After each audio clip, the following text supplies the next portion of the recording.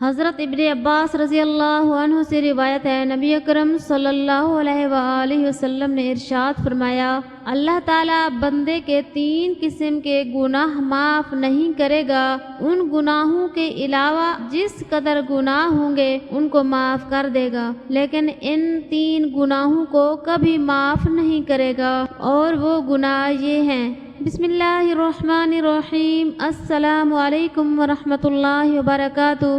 محترم ناظرین، امید کرتی ہوں آپ جہاں بھی ہوں گے خیر و عافیت سے ہوں گے۔ محترم ناظرین، حضرت محمد مصطفیٰ صلی اللہ علیہ وآلہ وسلم نے فرمایا، جب وہ مجھے پہلے آسمان دنیا پر لے گئے تو میں سرخ جواہرات سے بنے ایک محل کے پاس سے گزرا، تو میں نے کہا، اے جبریل، یہ محل کس کا ہے؟ جبرائیل علیہ السلام نے کہا، یہ محل اس کا ہے جو ہر صبح کی نماز کے بعد 70 مرتبہ یہ ذکر پڑھے گا، یا باسط الیدین بالرحمت ارحمنی۔ ایک شخص ہر روز رات کی تنہائی میں اللہ تعالیٰ کا ذکر کیا کرتا تھا، اس کام میں اس نے کبھی ناغہ نہ کیا تھا۔ ایک دن شیطان نے اس کے دل میں وسوسہ ڈالا کہ اے شخص، تو ہر روز ہر رات کو اللہ اللہ کرتا ہے، اور ایک مدت گزر گئی اس کام کو کرتے ہوئے، لیکن کیا کبھی ایک بار بھی اللہ تعالیٰ کی بارگاہ سے جواب میں لبیک ہوئی ہے؟ تو کس عاجزی و انکساری سے اللہ کی ضربیں لگاتا ہے، لیکن بارگاہ خدا بندی سے تجھے ایک جواب تک نہیں آیا۔ اس شخص کے دل میں اس خیال کا آنا تھا، وہ پریشان ہو گیا اور شکستہ خاطر ہو کر لیٹ گیا۔ خواب میں حضرت خضر علیہ السلام کی زیارت ہوئی۔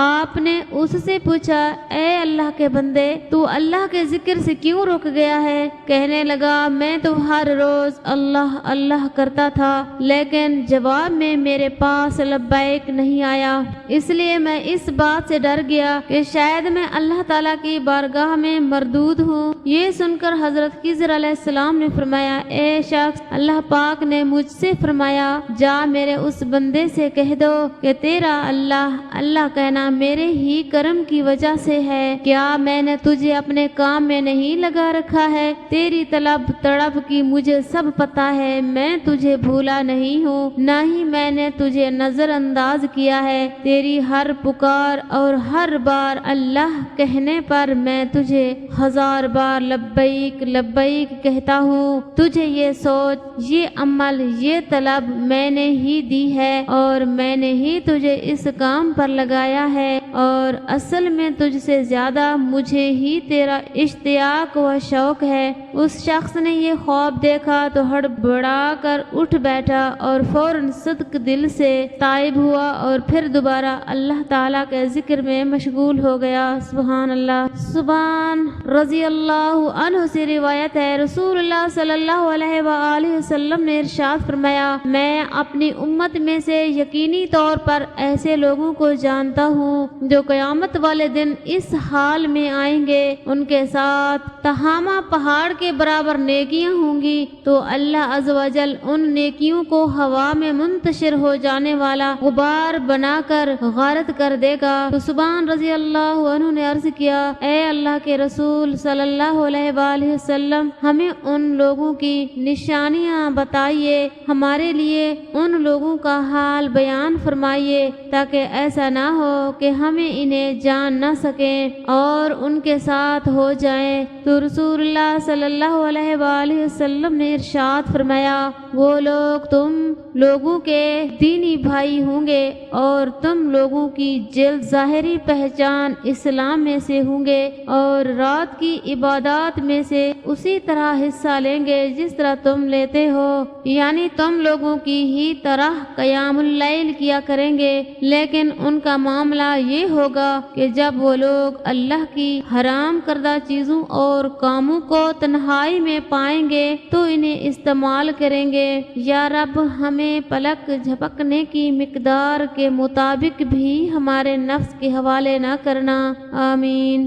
بسم اللہ کی تاثیر امام رازی رحمۃ اللہ علیہ نے تفسیر کبیر میں لکھا ہے، ایک مرتبہ حضرت عیسیٰ علیہ السلام کا گزر ایک قبر پر ہوا جس میں میت کو عذاب دیا جا رہا تھا۔ دوبارہ وہاں سے گزر ہوا تو دیکھا کہ قبر میں رحمت کے فرشتے ہیں، عذاب کی تاریکی کے بجائے وہاں اب مغفرت کا نور ہے۔ آپ کو تعجب ہوا، اللہ تعالیٰ سے اس عقدہ کو حل کرنے کی دعا کی تو اللہ نے اس کی طرف وحی بھیجی کہ یہ بندہ گناہگار تھا جس کی وجہ سے مبتلا عذاب تھا، مرتے وقت اس کی بیوی امید سے تھی، اس کا بچہ پیدا ہوا، وہ بچہ مکتب میں داخل کر دیا گیا، استاد نے اسے پہلے دن بسم اللہ الرحمن الرحیم پڑھائی، تب مجھے اپنے بندے سے حیا آئی کہ میں زمین کے اندر اسے عذاب دیتا رہا ہوں جبکہ اس کا بیٹا زمین کے اوپر میرا نام لیتا ہے۔ صاحب تفسیر روح البیان نے بسم اللہ الرحمن الرحیم کے تحت ایک حدیث نقل فرمائی ہے، جب حضور صلی اللہ علیہ وآلہ وسلم معراج میں تشریف لے گئے اور جنتیوں کی سیر فرمائی تو وہاں 4 نہریں ملاحظہ فرمائی، ایک پانی کی، دوسری دودھ کی، تیسری شراب طہور کی اور چوتھی شاہد کی۔ جبریل امین علیہ السلام سے دریافت کیا، یہ نہریں کہاں سے آ رہی ہیں؟ حضرت جبرائیل علیہ السلام نے عرض کیا، مجھے خبر نہیں۔ دوسرے فرشتے نے کہا، ان 4 کا چشمہ میں دکھاتا ہوں۔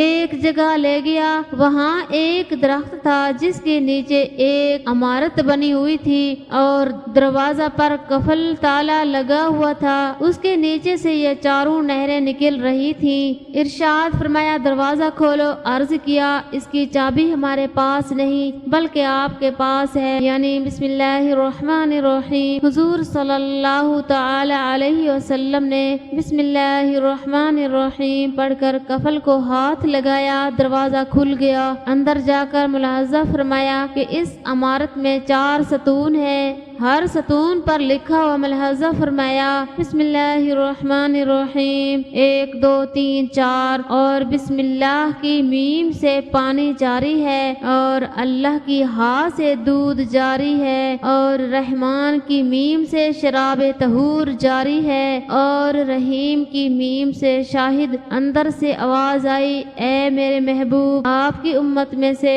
جو شخص بسم اللہ الرحمن الرحیم پڑھے وہ ان 4 کا مستحق ہوگا۔ سبحان اللہ۔ حضرت ابن عباس رضی اللہ عنہ سے روایت ہے، نبی اکرم صلی اللہ علیہ وآلہ وسلم نے ارشاد فرمایا، 3 گناہ معاف نہیں ہوں گے، اللہ تعالیٰ بندے کے 3 قسم کے گناہ معاف نہیں کرے گا، ان گناہوں کے علاوہ جس قدر گناہ ہوں گے ان کو معاف کر دے گا، لیکن ان 3 گناہوں کو کبھی معاف نہیں فرمائے گا، اور وہ گناہ یہ ہیں، اللہ تعالیٰ کے ساتھ کسی کو شریک ٹھہرانا، نمبر 2 جادو کرنا یا کروانا، نمبر 3 اپنے مسلمان بھائی کے ساتھ حسد کرنا، یعنی اگر کوئی آدمی ان گناہوں سے توبہ کیے بغیر مر جاتا ہے تو اس کو معاف نہیں کیا جائے گا۔ ان گناہوں کے علاوہ اور جتنے گناہ ہوں گے اگر اللہ چاہے گا تو معاف کر دے گا۔